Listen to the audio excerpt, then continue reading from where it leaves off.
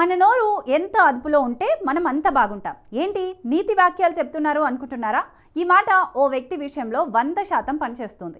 ఎందుకంటే ఎయిర్పోర్ట్లో మరికొద్ది నిమిషాల్లో విమానం ఎక్కి వెళ్లాల్సిన వ్యక్తి ఏకంగా జైలు పాలయ్యాడు. అందుకు కారణం అతను సరదాగా అన్న ఒక్క మాట.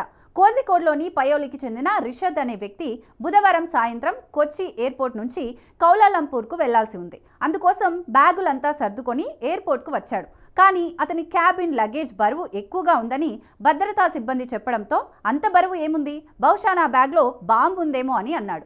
ప్రతిసారి లగేజ్ ఓవర్ వెయిట్ ఉందని చెకింగ్ సిబ్బంది అంటున్నారనే కోపం, అసహనంతో అతను బాంబు ఉంది అనే మాట అన్నాడు.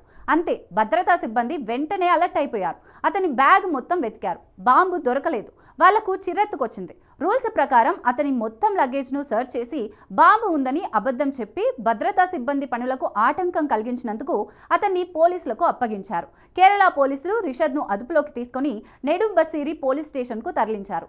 బాంబు పుకార్లు వ్యాప్తి చేసినందుకు అతనిపై బిఎన్ఎస్ సెక్షన్ 353(3) కింద, అలాగే భద్రతా సిబ్బందిని తప్పుదారి పట్టించిన కారణంగా కేరళ పోలీస్ చట్టం 118(b) కింద రిషద్పై కేసు నమోదు చేశారు. దీంతో ఒకరోజు రిషద్ జైల్లో ఉండాల్సి వచ్చింది.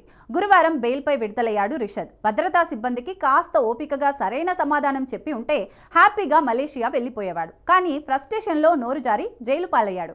అయితే బాంబు అనే పదం ఎయిర్పోర్ట్లో పరిసరాల్లో పలకడం కూడా నేరం అనేది భద్రతా సిబ్బంది చెప్తున్నారు. రిషద్ అలా అన్నందుకే రూల్స్ ప్రకారం అన్ని బ్యాగులు వెతకాల్సి వచ్చిందని, అయితే రిషద్ కారణంగా మలేషియా వెళ్లాల్సిన విమానం ఏమీ రద్దు కాలేదు. టైం ప్రకారం విమానం వెళ్లిపోయింది.